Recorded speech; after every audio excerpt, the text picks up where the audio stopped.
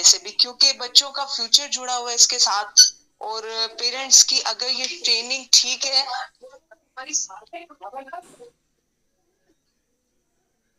Parents की अगर ये ट्रेनिंग हो चुकी होती है, तो वो अपने बच्चों का जो एक फ्यूचर होता है, जो उनकी एक मेंटल हेल्थ होती है, वो खराब नहीं हो सकती। इसीलिए ये जो टॉपिक का बेसिकली डिस्कस करने का हमारा मकसद था, इस टॉपिक पे मेरे काफी ज्यादा वेबिनार्स हो चुके हैं, और क्योंकि ये एक नीड बन चुकी है हमारे पेरेंट्स के लिए। चलिए, हमारे पेरेंट्स तो नहीं, नेक्स्ट पेरेंट्स जो हैं। अच्छा, अब हम स्टार्ट करते हैं। What is parenting style? Actually में पेरेंटिंग, जो पेरेंटिंग स्टाइल है क्या है वो? Parenting styles refers to the manner in which parents raise their children. अब देखा जाए तो हमारे जो पेरेंट्स हैं, उनको चाहिए कि हमारे लिए कुछ ऐसा रूल्स रेगुलेशंस या ऐसे मैनर्स रेज करें जो हमें प्रॉपरली सोसाइटी में भी रहना सिखाएं, और हमारी जो पर्सनल और प्रोफेशनल लाइफ, जब हम उस एक लाइफ, कोई बच्चा है वो प्रोफेशनल अगर लाइफ में जाता है, पर्सनल लाइफ तो सबकी होती है, लेकिन प्रोफेशनल लाइफ किसी किसी की होती है। जो प्रोफेशनल लाइफ को फॉलो करता है, एथिक्स को फॉलो करता है, तो उन दोनों लाइफ में जो ह्यूज डिफरेंस है, वो हमारी जो पेरेंटिंग होती है, जो हमने बचपन से सीखा होता है, नेचुरल प्रोसेस है, या हम जो हमारा नेचुरल प्रोसेस है, वो नेचुरली जो हमने चीजें सीखी हुई है, वो नेचर से सीखी है। लेकिन जो नर्चर से सीखने वाली हमारा जो इन्वायरमेंट है, ये बहुत ज्यादा मैटर करता है। हमारी जो पेरेंटिंग स्टाइल है, जो पेरेंटिंग हमें दी गई हुई है, वो बहुत ज्यादा मैटर करती है कि वो किस किस्म की थी। अब parenting can promote children confidence and provide them tools needed to make good choices. अगर हमारी पेरेंटिंग बहुत अच्छी है, तो हमारे बच्चों में ऑटोमेटिकली कॉन्फिडेंस का जो लेवल है, वो बहुत ज्यादा इंक्रीज होता है। और वो इस टूल्स के साथ, उनको एक टूल्स के बारे में नॉलेज होता है कि वो किस चीज का इंतखाब करे, किस चीज को चूज करे। वो ऑटोमेटिकली उनमें एक ये नॉलेज होता है। उसके साथ साथ जो उनका कॉन्फिडेंस होता है, वो बहुत ज्यादा इंक्रीज लेवल पे होता है। वो हर चीज के बारे में कॉन्फिडेंस रखते हैं, अपनी पर्सनल लाइफ को बड़े अच्छे से डील करते हैं, अपनी प्रोफेशनल लाइफ को बड़े अच्छे से डील करते हैं। क्योंकि जो पेरेंटिंग है, वो बहुत इंपॉर्टेंट है एक बच्चे की जिंदगी में, कि उसकी वो जो होल लाइफ है उस पर डिपेंड करती है। तो इसके कुछ टाइप्स हैं जो आज हम डिस्कस करेंगे, कि किस पेरेंटिंग स्टाइल में क्या डिस्कस किया हुआ है, किस पेरेंटिंग स्टाइल में हमें क्या चीजें देखने को मिलती हैं, उनके कॉन्सिक्वेंसेस क्या है, और पेरेंटिंग स्टाइल्स की टाइप्स क्या हैं। सबसे पहले हम बात करें इफेक्ट्स ऑफ गुड पेरेंटिंग। जो इफेक्ट्स हैं गुड पेरेंटिंग में, उनसे सबसे पहले क्या आता है? Stronger parents child relationship. कि जो पेरेंट्स की, अगर कोई पेरेंट्स गुड पेरेंटिंग को मद्देनजर रखते हुए अपने बच्चों की परवरिश करें, उसमें सबसे पहले जो उसके इफेक्ट्स है वो क्या है? बच्चों के अपने माँ बाप के साथ जो ताल्लुकात हैं, जो उनका एक रिलेशनशिप है, वो काफी ज्यादा स्ट्रॉन्ग होता है। वो हर मामले, सिचुएशन, हर तरह के मैटर्स को डिस्कस कर लेते हैं अपने पेरेंट्स के साथ। उसके बाद जो अगर हम सेकंड इफेक्ट देखें, मोर इफेक्टिव कम्युनिकेशन। ऐसे बच्चों की जो कम्युनिकेशन होती है, वो काफी इफेक्टिव होती है जिनको गुड पेरेंटिंग मिली हो। अब देखिए, पेरेंट्स, अगर हम ओवर जनरली बात करें, तो कोई भी पेरेंट्स ये नहीं चाह रहे होते कि हमारे बच्चे बदतमीजी करे, हमारे बच्चे कोई नेगेटिव एक्टिविटी की तरफ जाएंगे, कोई हमारा बच्चा क्रिमिनल बने, कोई पेरेंट्स नहीं चाह रहा होता। लेकिन parenting is the most important, कि आप किस पेरेंटिंग को चूज कर रहे हो, आप किस टाइप को उठा रहे हो अपने बच्चों को, आप किस तरह का इन्वायरमेंट दे रहे हो, किस तरह की कम्युनिकेशन कर रहे हो, आप अपने बच्चों को कैसी अटेंशन दे रहे हो। ये चीजें बहुत ज्यादा मैटर करती हैं। उसके बाद सेल्फ स्टीम एंड हैप्पीनेस। ऐसे बच्चे बहुत ज्यादा खुश रहते हैं अपनी लाइफ से, वो अपनी लाइफ के साथ टोटली सेटिस्फाई होते हैं, उनमें सेल्फ स्टीम बहुत ज्यादा हाई होती है। उसके बाद डिसमिस ऑफ नेगेटिव बिहेवियर, वो नेगेटिव बिहेवियर को डिसमिस कर देते हैं, वो किसी भी नेगेटिव बिहेवियर को फॉलो नहीं करते या कोई भी नेगेटिव बिहेवियर शो नहीं करते, क्योंकि उनको प्रॉपर से बचपन से ऐसी चीजें सिखाई जाती हैं, उनको प्रॉपर बचपन से ऐसा एक्सपोजर दिया जाता है कि उनकी वो जो होल लाइफ है उस पर इफेक्ट करता है। देखिए कोई भी चाइल्डहुड ट्रॉमा आपने सुना है, चाइल्डहुड ट्रॉमा जिस बंदे की जिंदगी में एक चाइल्डहुड ट्रॉमा उसने फेस किया हुआ है, वो उसकी पूरी जिंदगी में वो चीज रहती है, वो कमी रहती है। अगर उसका जो एक ट्रॉमा है, उसके जो एक साइन सिम्टम्स वो कहीं ना कहीं रहते हैं उसकी पर्सनालिटी पे।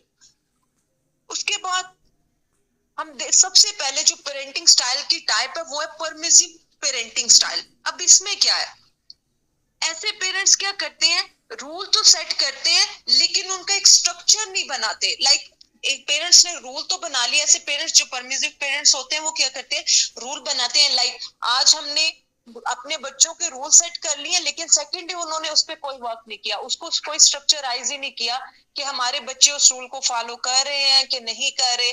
जस्ट ठीक है, जैसे लाइक पेरेंट्स कह देते हैं मैंने तो इनके लिए रूल बनाए, नहीं फॉलो कर रहे, तो अब मैं क्या कर सकती हूँ, मैं कितनी एफर्ट कर सकती हूँ। ये सारी चीजें क्या परमिसिव पेरेंटिंग स्टाइल में पेरेंट्स कर रहे होते हैं अपने बच्चों के साथ। रूल्स तो बनाते हैं लेकिन उनको उस तरह से जो फॉलो करना बच्चों को सिखाते हैं, लाइक दैट, इस तरह की जो चीजें होती है वो नहीं करते प्रॉपर वे में।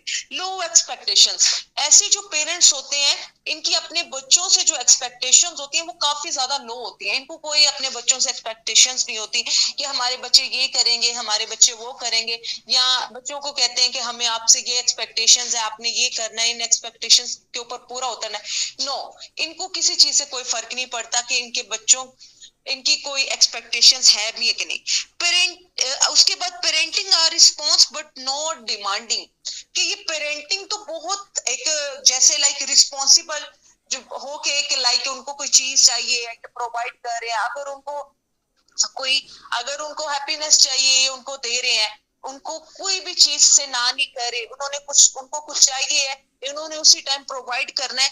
लेकिन ये डिमांड नहीं करते अपने बच्चों से, ये डिमांड नहीं करते कि बेटा अगर हमने आपको इतना आप लोगों के वो किया है, आपकी पेरेंटिंग की है, हमने आपको ये भी चीज दिलाई थी फिलहाल टाइम, हमने आपके लिए बहुत कुछ किया है, लेकिन अब आप लोगों की बारी है।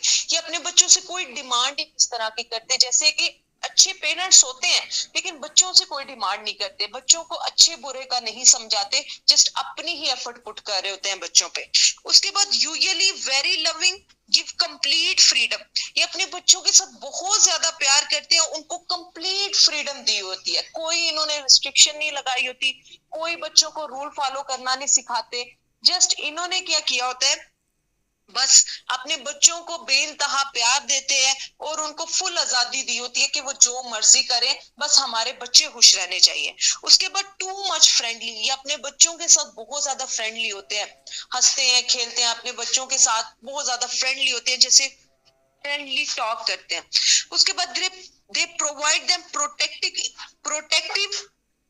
Protective sorry for that environment wants to protect them from negative environment, ये अपने बच्चों को प्रॉपरली प्रोटेक्ट करते हैं ऐसे एनवायरमेंट से जो नेगेटिव एनवायरमेंट है, कि इनको लगे कि हमारे बच्चे के लिए ये एनवायरमेंट ठीक नहीं है, या हमारे बच्चे को इस एनवायरमेंट से कोई लाइक नेगेटिव स्टिमुलस मिल सकता है, या हमारे बच्चे पे कोई मुसीबत आ सकती है। ये ऐसे एनवायरमेंट से अपने बच्चों को प्रॉपरली एस्केप करते हैं, बचाते हैं, उनको पूरा एक प्रोटेक्टेड जो एनवायरमेंट है वो उसको मियसर करते हैं, प्रॉपर देते हैं। They may set limits but not follow them, ये अपने बच्चों के लिए लिमिट्स भी समटाइम्स बनाते हैं कि ये आप लोगों की लिमिट्स है, इससे इसे आपने क्रॉस नहीं करना, लेकिन उस पे क्या फॉलो नहीं करना प्रॉपर सिखाते, उन पे फॉलो नहीं करते।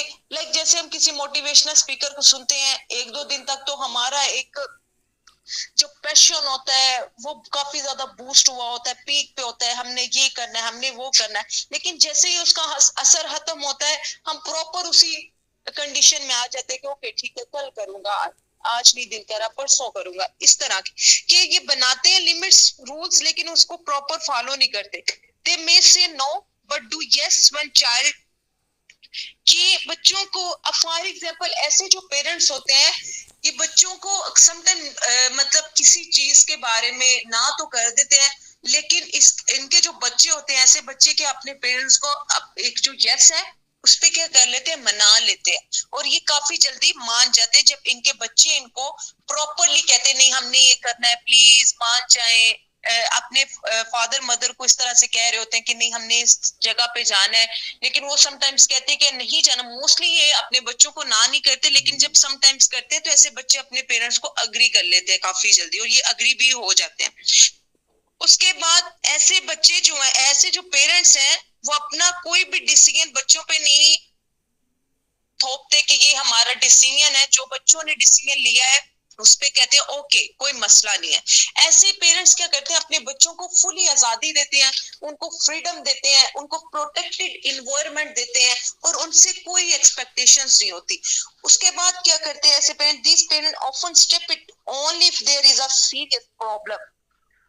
और जो ऐसे पेरेंट्स होते हैं, इनके बच्चे अगर कोई ऐसी सीरियस सिचुएशन क्रिएट कर दें या कोई ऐसा मसला बना दें, तो ये उनके साथ कोई भी उस तरह से एक जो पेरेंट रोल होता है, हमारा पेरेंटिंग स्टाइल होता है कि हमें सम टाइम अपने बच्चों को डांटना भी पड़ता है, अपने बच्चों को समझाना भी पड़ता है, लेकिन ये उस साइड की तरफ नहीं आते। ये हमेशा अपनी एफर्ट पुट करते हैं कि हमने अपना बेस्ट देना है, हमने बच्चों से कोई एक्सपेक्टेशन नहीं लगानी, कोई डिमांड नहीं करनी हमने अपने बच्चों से, लेकिन हमने अपना बेस्ट देना है। ये टू फॉरगिविंग होते हैं, ये अपने बच्चों को बहुत जल्दी माफ कर देते हैं, वो कोई गलती भी कर देते हैं, कोई ऐसी सीरियस सिचुएशन भी आती है, लेकिन ये उन तब भी अपने बच्चों को कोई डांट डपटनी और अपने बच्चों को बहुत जल्दी माफ कर देते हैं।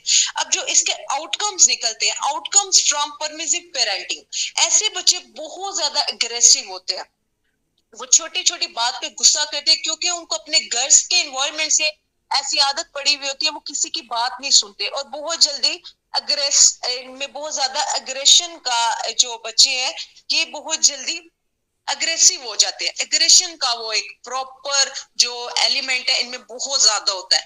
मोस्टली अनहैप्पी ये बच्चे, क्या इनकी डिमांड्स पूरी हो, जो एक बच्चे उनको प्रॉपर जब मिलता जाए तो वो क्या उनको वो भी चीज थोड़ी लगने लग जाती है। इन ऐसे बच्चों की एक्सपेक्टेशंस बहुत ज्यादा हाई हो जाती हैं। अब उनको प्रॉपर ये भी मिल रहा है, अच्छी उनको फैसिलिटीज मिल रही है, अच्छा खाने को मिल रहा है, अच्छा पहनने को मिल रहा है, तो ऐसे बच्चे क्या करते हैं, वो कहते हैं हमें और मिले और मिले, वो और करने की कोशिश में क्या अनहैप्पी रहना स्टार्ट कर देते हैं, मोस्टली अनहैप्पी होते हैं। Children from permissive home receive so little guidance that they often becomes uncertain and ऐसे जो बच्चे होते हैं, ऐसे बच्चे क्या होते हैं, ऐसे बच्चों को घर में कोई भी रॉन्ग थिंग राइट थिंग के बारे में बिल्कुल भी कोई उनको गाइडेंस नहीं दी गई होती, तो उनको नहीं पता होता कि हमने किसी के घर में भी जाके हमारे जो रूल्स एथिक्स है उनको फॉलो करना है। इनको नहीं पता होता हमने किसी रूल्स को फॉलो करना है, किसी एथिक को फॉलो करना है। हमारे लिए ये बैड थिंग है, ये मतलब कि कुछ जैसे कि फॉर एग्जाम्पल कुछ अच्छी चीजें हैं, कुछ बुरी चीजें हैं, लेकिन इनको नहीं पता, इनको लगता है कि हमने ये करना है क्योंकि हमें रोका नहीं गया किसी चीज से, तो वो उसको भी ठीक समझते हैं।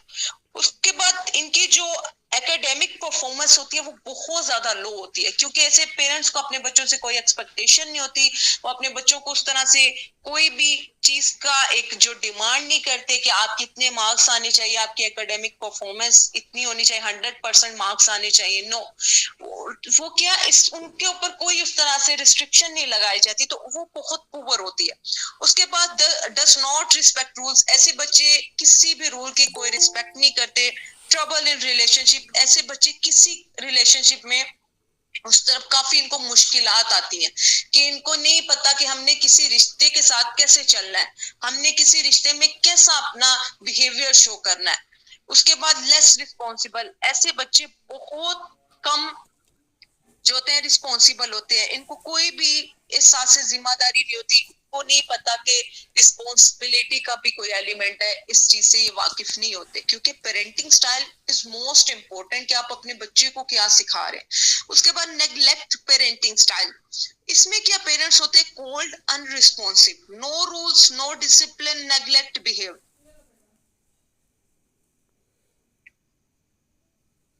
ऐसे जो पेरेंट्स होते हैं वो क्या करते हैं, वो काफी ज्यादा कोल्ड होते हैं, अनरिस्पॉन्सिव होते हैं, किसी भी चीज में उस तरह से रिस्पॉन्स नहीं करते।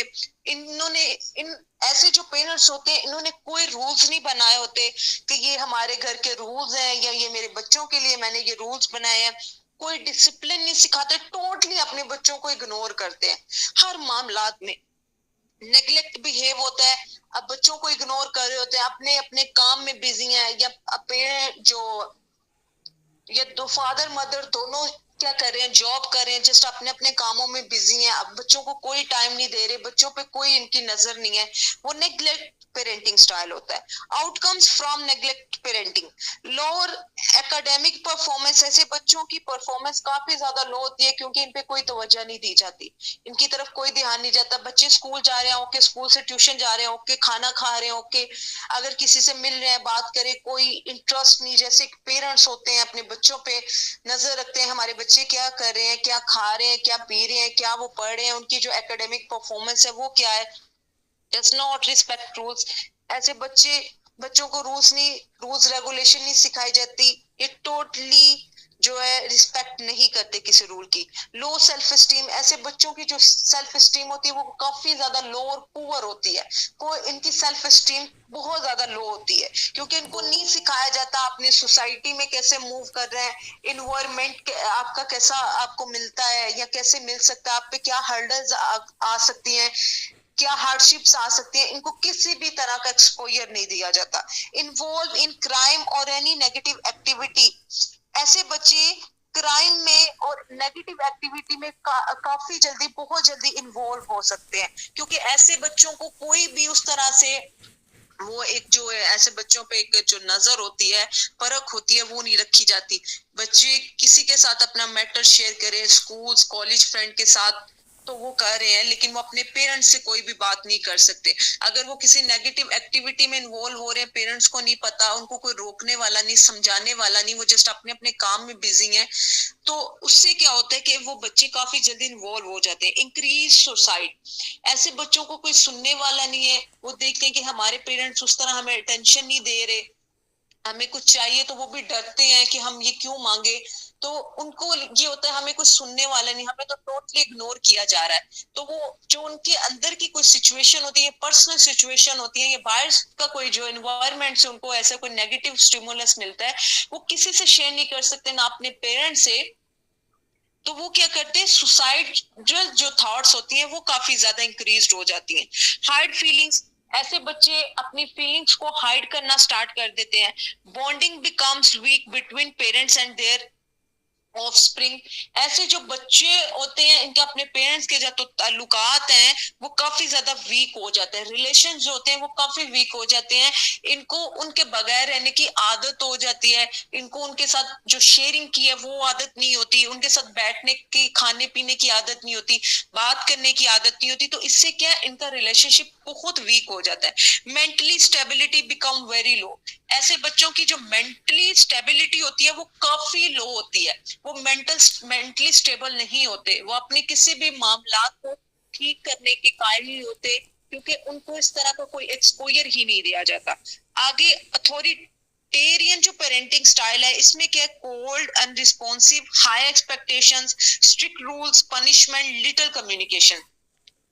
अच्छा, जो ऐसे पेरेंट्स होते हैं ना वो क्या करते हैं, अनरिस्पॉन्सिव होते हैं कि अपनी कोई एफर्ट पुट नहीं करे, लेकिन इनको अपने बच्चों से मीन्स कि थोड़ी एफर्ट पुट करते हैं अपने बच्चों के लिए, और हमेशा टॉन्ट करते हैं कि मैंने तुम्हारे लिए ये किया है, मैंने तुम्हें बड़ा किया है, मैंने तुम्हें पढ़ाया है, लिखाया है, ये किया है, अब मुझे तुमसे ये चाहिए, मुझे तुम्हारी एकेडमिक परफॉर्मेंस 100% चाहिए, उसमें कोई भी तुम्हें मार्जिन नहीं मिलेगा। ये हाई एक्सपेक्टेशंस होते हैं, इनको अपने बच्चों से काफी ज्यादा एक्सपेक्टेशंस होती हैं कि ये चाह रहे होते कि हमारे बच्चे उस एक्सपेक्टेशंस पे पूरा उतरे। स्ट्रिक्ट रूल्स, इन्होंने बहुत ज्यादा strict rule, sorry for that, बहुत सख्त, हर चीज में सख्ती बरतते हैं कि मीन्स कि कोई भी चीज है इन्होंने प्रॉपर उस चीज में कि ये आपने नहीं करना, ये आपके रूल्स हैं, ये रेगुलेशंस हैं, आपने, ये आपकी लिमिट्स हैं, कि अपने बच्चों के साथ बहुत कम कम्युनिकेशन करते हैं, लिटिल कम्युनिकेशन करते हैं, वो भी जब इनको अपने किसी अपनी एक्सपेक्टेशंस के अकॉर्डिंग बात करनी हो। पनिशमेंट, अगर बच्चों ने थोड़ी सी भी कोई गलती कर दी है या उनके एकेडमिक परफॉर्मेंस में प्रॉपर मार्क्स नहीं आए, तो ये क्या पनिशमेंट चूज करते हैं, पनिशमेंट देते हैं, उनको प्रॉपर सजा देते हैं। लिटिल कम्युनिकेशन, जैसे मैंने बताया कि ऐसे बच्चे जो पेरेंट्स होते हैं अपने बच्चों के साथ ज्यादा नहीं बोलते कि बच्चे हमारे सर पे ना चढ़ जाए। हम उनकी लाइफ में क्या चला, इनको कोई नहीं, बस इनको जो चाहिए अपने बच्चों से वो चाहिए, वो जैसे भी चाहिए इनको नहीं पता। ऐसे जो पेरेंट्स होते हैं अथॉरिटेरियन जो होते हैं, इनके आउटकम्स क्या है, lower academic performance, low self esteem, poor social skills.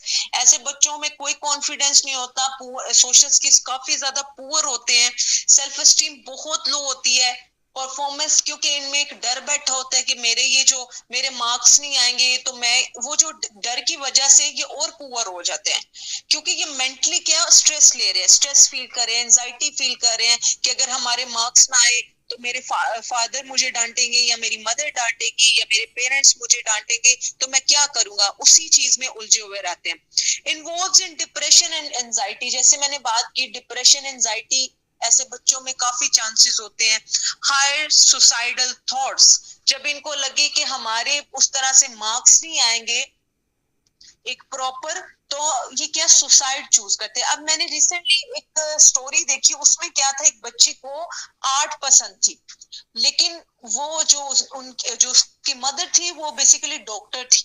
अब उनकी जो एक एक्सपेक्टेशन थी अपनी बेटी से कि मैं अपनी बच्ची को डॉक्टर बनाऊंगी, वो उसको प्रॉपर दूध, टाइम टू टाइम खाना, टाइम टू टाइम दूध उसको देती है, प्रॉपर उसका एक ख्याल रखती हैं, उसको हॉस्टल भेजती हैं कि मेरे बच्ची को कोई डिस्टर्ब ना करे, उधर प्रॉपर उसके साथ ऑन कॉल पे रहती है, वीडियो कॉल पे रहती है। लेकिन वो बच्ची क्या छुप के आर्ट करती है, उसको क्या आर्टिस्ट बनना था, लेकिन उसकी मदर को था कि मेरी बच्ची डॉक्टर बने। तो वो जिधर रहती थी उसके टीचर थे, उन्होंने काफी उसकी ज्यादा हेल्प की कि वो एक आर्ट कंपटीशन में पार्टिसिपेट करे, वो उधर अपना जो एक उसकी डिजायर है वो उधर दिखा सकती है एक प्रॉपर। लेकिन उसकी मदर को वो चीज पता चल जाती है, तो उसको लगता है कि मेरी मदर को भी ये पता चल गया, तो वो उस डर की वजह से सुसाइड अटेम्प्ट कर लेती है कि उसकी मदर उसको काफी ज्यादा बोदर करती है, मीन्स टीज करती है, तंग करती है कि नहीं तुमने डॉक्टर ही बनना है, उसको कोई भी एक्टिविटी में इन्वॉल्व नहीं होने देती कि मेरी बच्ची की अटेंशन डाइवर्ट ना हो। अब उसके कॉन्सिक्वेंसेस क्या निकले, एट द एंड वो बच्ची सुसाइड कर लेती है। उसके बाद उसकी मदर को काफी ज्यादा रिपेंट होता है, लेकिन उसका उसका जो कॉन्सिक्वेंसेस है, कभी भी अपने बच्चे पे अपनी मर्जी ना थोपे कि आपसे मुझे ये चाहिए ही चाहिए। आप उसको ये जरूर कह सकते हैं कि बेटा मेरी एक्सपेक्टेशंस ये हैं आपसे, मैं उम्मीद करती हूँ या उम्मीद करता हूँ कि आप इस पे पूरा उतरोगे, अगर नहीं भी तो कोई मसला नहीं है, लेकिन मेरी ये थोड़ी आपसे डिजायर है, मैं आपको बॉदर नहीं करूंगा या आपको ज्यादा इस चीज पे ये नहीं करूंगा कि ये करना ही करना है, लेकिन मैंने आपको अपने दिल की बात बताई है। आप अपने बच्चों के साथ ऐसे कम्युनिकेशन कर सकते हैं, बच्चों के ये कि आपने ये करना ही करना है, कि ये आप मेरा एक हुक्म है, कि हुक्म है ये आपने करना ही करना है, और अगर आपने ये ना किया तो मैं ये कर दूंगा, मैं वो कर दूंगा। उससे क्या आपके बच्चों के दिल में एक डर बैठ जाता है, जो उन्होंने अपनी वो जो एफर्ट पुट करनी है उनसे वो भी नहीं होती, क्योंकि ऑल टाइम उनके माइंड में एक ही चीज रहेगी, वही आपका डर। तो उस स्टोरी को सुनाने का मकसद ये था, काफी ज्यादा रिलेट करती थी कि अपने बच्चों को हमेशा जो एकेडमिक परफॉर्मेंस है उनकी या कोई भी, मोस्टली ये चीजें आती हैं। अगर उनके ऐसे बच्चे हैं जो फेल हो जाते हैं या उनके मार्क्स नहीं उनके पेरेंट्स के एक्सपेक्टेशंस के अकॉर्डिंग आते हैं, वो सुसाइड अटेम्प्ट कर लेते हैं, या मुझे लोग क्या कहेंगे, तुम्हारे बेटे ने ये किया, तुम्हारी बेटी ने ये किया है। उसके बाद फील्स अलोन, ऐसे बच्चे खुद को बहुत ज्यादा तन्हा महसूस करते हैं, हमें कोई सुनने वाला नहीं है, हमें कुछ समझने वाला नहीं है, मैं क्या करूं, मुझे अकेले ही सारा कुछ करना है, हमेशा तन्हा खुद को महसूस करते हैं। अथॉरिटेटिव पेरेंटिंग स्टाइल, ये बहुत अच्छा स्टाइल है पेरेंटिंग स्टाइल का। ऐसे पेरेंट्स वैसे इसको कम ही चूज करते हैं, लेकिन इसमें क्या होते हैं, वार्म्स एक्सेप्टिंग, ऐसे वार्म्स एक्सेप्टिंग हाई एक्सपेक्टेशंस बस but face the reality, clear rules, frequent discussion, sportive, value dependent. Dependence. अब ऐसे बच्चे क्या, ऐसे पेरेंट्स क्या करते हैं, एक्सेप्ट करते हैं हर चीज को, नेगेटिव सिचुएशन पॉजिटिव सिचुएशन दोनों आ सकती हैं, इन्होंने दोनों को एक्सेप्ट करना रियलिटी है। ये इनकी एक्सपेक्टेशंस काफी ज्यादा हाई होती हैं, लेकिन ये रियलिटी को फेस करते हैं कि कुछ भी हो सकता है, क्योंकि ये रियलिटी है, तो हमें किसी भी स्टिमुलस को फेस करना पड़ेगा, कोई भी सिचुएशन आ सकती है। ये बच्चों को ज्यादा बोधर नहीं करते। क्लियर रूल्स, इन्होंने क्लियर रूल्स बना दिए होते हैं कि ये रूल्स हैं, आप आपके हमने सेट कर दिए, इनको आपने फॉलो करना है। फ्रीक्वेंट डिस्कशन, ऐसे जो पेरेंट्स होते हैं वो अपने बच्चों के साथ फ्रीक्वेंट डिस्कशन करते हैं, उनकी एक प्रॉपर जो फ्रेंडली डिस्कशन होती है कि वो हर चीज को बड़े क्लैरिटी तौर पे अपने बच्चों के सामने एक्सप्लेन करते हैं। वैल्यू डिपेंडेंस, स्पोर्टिव, ये काफी ज्यादा स्पोर्टिव होते हैं, ये अपने बच्चों को वैल्यू देते हैं, हर मतलब हर तरह की अपने बच्चों को सपोर्ट करते हैं, उनको बताते हैं कि आपके साथ हमेशा हम आप लोगों के साथ हैं, आप लोगों पे कभी कोई भी ऐसी सिचुएशन आती है तो हम आप लोगों के साथ होंगे। Outcomes, authoritative parenting style, higher academic performance, ऐसे बच्चों की जो एकेडमिक परफॉर्मेंस होती है वो काफी ज्यादा हाई होती है, क्योंकि ये प्रेशराइज नहीं होते, इन पे किसी किस्म का कोई भी प्रेशर नहीं होता, इन्होंने जस्ट अपनी मर्जी से करना है। एक्सपेक्टेशन है, जो मैंने अब ऊपर बात की कि एक्सपेक्टेशंस है, लेकिन कोई भी किसी तरह की कोई रिस्ट्रिक्शन नहीं है, कोई भी बोदर नहीं किया जाता। रिस्पेक्ट रूल्स, ऐसे बच्चे रिस्पेक्ट की काफी ज्यादा रूल्स की काफी ज्यादा रिस्पेक्ट करते हैं। वेल राउंडेड सोशल स्किल, ऐसे बच्चे सोशल स्किल्स काफी ज्यादा हाई होते हैं, इनको पता है हर चीज के साथ कैसे टैकलिंग करनी है। हायर सेल्फ स्टीम, ऐसे बच्चों की सेल्फ स्टीम काफी ज्यादा हाई होती है, ये हर चीज को बड़े अच्छे तरीके से फॉलो करते हैं, इन बच्चों में काफी ज्यादा कॉन्फिडेंस होता है। रिलेशनशिप्स काफी ये बच्चे काफी ज्यादा हेल्दी रिलेशनशिप को फॉलो करते हैं, इनको पता है हमने हर चीज को कैसे मेंटेन करना है। नो डिप्रेशन और एंजाइटी, क्योंकि ऐसे बच्चों को डिप्रेशन एंजाइटी नहीं होती, क्योंकि ये हर लिहाज से खुश हैं, इनके पेरेंट्स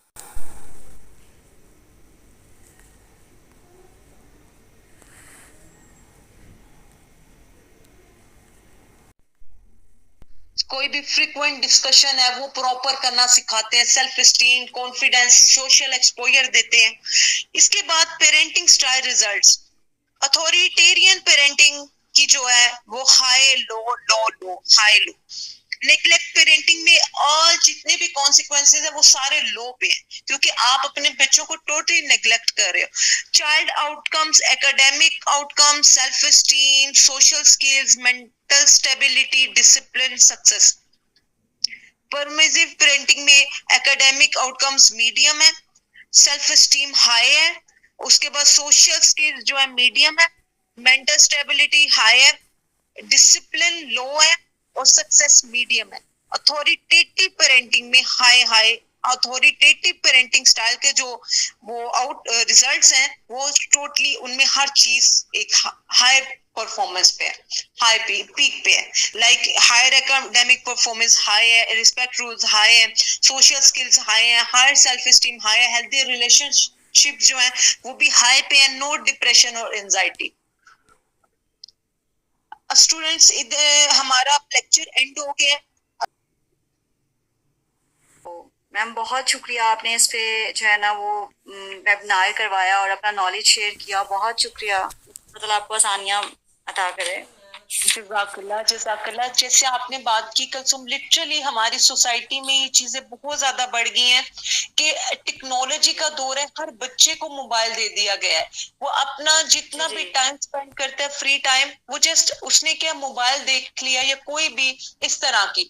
अब हम उसके बाद जब हमारे बच्चों को कुछ हर्डल्स आती हैं तो हम कहते हैं किस वजह से हमारे बच्चे, अगर ऑटिज्म के बच्चे हैं या ऑटिज्म बढ़ रहा है तो वो क्यों बढ़ रहा है, हमें ये नहीं पता चला। हम कहते हैं हमारे बच्चे को ऑटिज्म है, हमारा बच्चा हमें नहीं सुनता, हमारा बच्चा हमें समझ नहीं रहा, क्योंकि जो आपने 3 बच्चे कैसे हैं जब एक पेरेंट्स को बहुत अलर्ट होना होता है। जस्ट जो 3 इयर्स होते हैं उसमें आपने अपने बच्चे की जो पेरेंटिंग है वो एक एक कदम पे बड़ा अलर्ट रहना होता है, क्योंकि आपका बच्चा जो भी सीख रहा है, जो भी कर रहा है, वो जस्ट 3 इयर्स तक उसने सारा कुछ सीख लिया, उसके बाद आप करते हो कोशिश लेकिन आपको काफी ज्यादा कोशिश करनी पड़ती है। आफ्टर दैट वो आपकी वो बात को समझेगा। आपकी पेरेंटिंग आप चेंज कर सकते हैं। अगर आपको 3 साल बाद लगता है कि इधर मैंने गड़बड़ी की है, लेकिन 3 साल बाद आपको बहुत ज्यादा अलर्ट होना पड़ता है। और मैं तो कहती हूँ पेरेंट्स को 6 से 7 साल अपने अंडर रखना चाहिए। अगर दादी है, फुप्पू है, मैं नहीं कहती वो एक उनके ब्लड रिलेशन है, प्रॉपर उनका हक है, लेकिन जो मदर की सुपरविजन में बच्चा रहता है या बच्चा सीखता है, वो प्रॉपर डिपेंड्स ऑन मदर, कि मदर पे डिपेंड कर रहा होता है कि वो अपने बच्चे को क्या सिखा रही है क्या नहीं। क्योंकि बाकी जो रिलेशन होते हैं उनका एक प्यार करना वो एक नेचुरल प्रोसेस है। लेकिन ये कोई बुरी बात नहीं है, लेकिन मदर को ज्यादा से ज्यादा अपने साथ क्लोज रखना चाहिए, अपने बच्चे को अपनी सुपरविजन में रखना चाहिए। अच्छा, अब देखिए हमारी सोसाइटी में ना एक बड़ी इग्नोरेंस है इस चीज की कि नहीं, पेरेंट्स कभी गलत नहीं हो सकते। पेरेंट्स गलत होते हैं, लेकिन इस वो ये चीज है कि आपने आपके बच्चे को किसने समझना है? आपने। जब तक आप अपने बच्चे को नहीं समझेंगे तो उसको कोई भी नहीं समझेगा। देखिए जो पेरेंट्स होते हैं उनसे बढ़ के कोई भी रिश्ता नहीं होता। तो जब तक पेरेंट्स हमें निग्लेक्ट करते हैं, हमारी जो सिचुएशन है उसको नहीं समझते, हमारी फीलिंग्स को नहीं समझते, तो फिर हम कैसे कह सकते हैं कि हमें कोई दूसरा समझेगा? नहीं। तो ये चीजें बड़ी इंपॉर्टेंट होती है। स्पेशली पेरेंट्स को अपने बच्चों के साथ काफी ज्यादा कंप्रोमाइज करना चाहिए, बच्चों को अपने पेरेंट्स के साथ कंप्रोमाइज करना चाहिए। और जो हमारी सोसाइटी में हम लोग ना लोगों से ज्यादा डरते हैं, अल्लाह से नहीं डरते। मैं साफ बात कहूँ कि हम लोगों से डरते हैं कि लोग क्या कहेंगे, लेकिन ये नहीं कहते कि अल्लाह ताला का जो एक खौफे खुदा है वो नहीं किसी को भी याद। लेकिन ये पता है कि लोग क्या कहेंगे, मेरी बच्ची ये कर देगी, मेरा बच्चा ये कर देगा, या तो लोग हमें बातें करेंगे। लोग भी तो हम में से हैं, हम लोगों में से। हम लोगों से क्यों डरते हैं? मैं इस वजह से बहुत ज्यादा डरती हूँ कि जो हमारी आने वाली नेक्स्ट जनरेशन है ना, उसके साथ तो हमें बड़ी सोच समझ के बात करनी पड़ेगी। क्योंकि उनकी सेल्फ रिस्पेक्ट वो बहुत ज्यादा ऑटोमेटिकली बहुत ज्यादा हाई होनी है। उनको ये होना है कि हमें ये बात बोली क्यों गई है। अभी मैं छोटे बच्चे देखूं ना, तो वो रो रहे होते हैं कि जी क्यों मेरी मामा ने उसके सामने मुझे डांटे। और हम अपनी बात करें तो हमारा ऐसा कोई एलिमेंट ही नहीं था कि हमारी कोई सेल्फ रिस्पेक्ट ही नहीं थी कि हमारे पेरेंट्स से हमें कुछ कहते नो प्रॉब्लम, तो अगर रो लिया बस ठीक है। लेकिन हमें हमारा ये कॉन्सेप्ट नहीं था कि हमारी इंसल्ट कर दी है किसी के सामने। बच्चे जब हम छोटे थे, अब छोटे बच्चों को भी पता है कि हमारी सेल्फ रिस्पेक्ट क्या है। तो पेरेंट्स को इस चीज को समझना बड़ा जरूरी है। उनको अच्छे बुरे का बताएं, लेकिन ये नहीं कि आप उनपे इतनी वो स्ट्रिक्टनेस कर दें कि वो आपको ही किसी टाइम पे कुछ ना समझे। वही जो चीजें ट्रॉमा की शक्ल में उनके माइंड में वो चीजें रह जाएं। तो हम मीटिंग एंड करते हैं। जी मैम, आपका बहुत शुक्रिया कि आपने टाइम दिया, और जो पार्टिसिपेंट जिन्होंने सुना उनका भी बहुत शुक्रिया। It was very sensitive topic. ये एक बहुत मैं समझता हूँ कि एक बुनियाद है हर चीज़ की, ज़िंदगी की, और उसके अंदर आने वाले चैलेंजेस की। ये सब ये ट्रेनिंग्स पर डिपेंड करता है। और ये पर्सनल जो है ना, मेरा अपना भी आप कह सकते हैं कि एक्सपीरियंस है कि अगर बच्चे को आपने पहले 10 साल में कंट्रोल कर लिया है और उसको अपने साथ बाउंड कर लिया इस तरह से कि आप उसको ये चीज़ की तमीज़ सिखा दें कि उसने अपने गलत को गलत मानना है और सही को सही मानना है, तो वो बड़ा इफ़ेक्ट करता है उसकी पूरी ज़िंदगी को। तो बस ज़िंदगी के जो पहले 5 से 10 साल होते हैं यही मुकम्मल नॉलेज होता है। उसके बाद जो यूनिवर्सिटीज़ और कॉलेजेस में जाके सीखा जाता है वो तो एक प्रोफेशनल नॉलेज है। लेकिन एथिक्स को, और अगर बिल्कुल वो हम इन चीज़ों को देखें तो वो आपको हमेशा घर से मिलती हैं। और जिन पेरेंट्स जो हैं बच्चों को बहुत ज़्यादा ब्रूटली डील करते हैं, और ख़ासतौर पर ये जो हमारी हाई क्लास है जिसमें बच्चों को निगलेक्ट रखा जाता है और उनको हर किस्म की आसाइश दी जाती है, ऐसे बच्चे जो हैं फिर कल को सोसाइटी के लिए जो है ना कई तरह के मसाइल का बायस बनते हैं। तो पेरेंटिंग का बहुत कम जो है ना शऊर है पाकिस्तान में ख़ास तौर पे, जिस वजह से मसाइल बढ़ते जा रहे हैं। और हमारी जो नौजवान नस्ल है वो हाथों से निकलती जा रही है। वो एडवाइस लेना पसंद नहीं करते, मुसलसल डिनाइल में रहते हैं वो, और अपने आप को ठीक मानते हैं, अगलों को गलत कहते हैं। तो ये चीज़ें हैं कि आपने उनको जो बचपन में जब सिखा दिया है उन्होंने उसी पर चलना है, वही फॉलो करना है। तो ये पेरेंट्स की और हमारे जो प्रोफेशनल्स हैं उनकी रिस्पॉन्सिबिलिटी है कि वो इन चीज़ों पर पॉलिसीज़ बनाएं, इसके ऊपर ज़्यादा से ज़्यादा टॉक्स हों। और बाकायदा जो कपल हैं ना, मैं समझता हूँ कि उनकी काउंसलिंग होनी चाहिए बिफोर मैरिज कि उन्होंने एज अ पेरेंट क्या रोल प्ले करना है। तो बाकी बहुत शुक्रिया। आई जी होप कि एग्जैक्टली। इंशाल्लाह नेक्स्ट किसी बहुत अच्छे और इसी तरह के इंटरेस्टिंग टॉपिक्स के साथ दोबारा आपसे मुलाकात होगी वेबिनार के अंदर भी जी इंशाल्लाह। और अल्लाह ताला आपके इल्म में मज़ीद इजाफ़ा फरमाए। अपनी दुआओं में याद रखिएगा आमीन। और बाकी पार्टिसिपेंट्स जो हैं वो भी अपनी दुआओं में याद रखिएगा और इसी तरह हमें ज्वाइन करते रहा करें और अपनी लर्निंग का बायस बना करें। इससे आपको भी फ़ायदा है और हमारी भी जो एक मोटिवेशन है वो हो जाती है। और दूसरी आखिरी बात यह है कि अपनी फ़ीडबैक्स लाजमी शेयर किया करें, हमारे कहे बगैर किया करें अगर आपको पसंद आएँ चीज़ें, ताकि हमें अपनी परफॉर्मेंस का और इन चीज़ों का आइडिया हो सके। बहुत शुक्रिया। अल्लाह हाफिज़।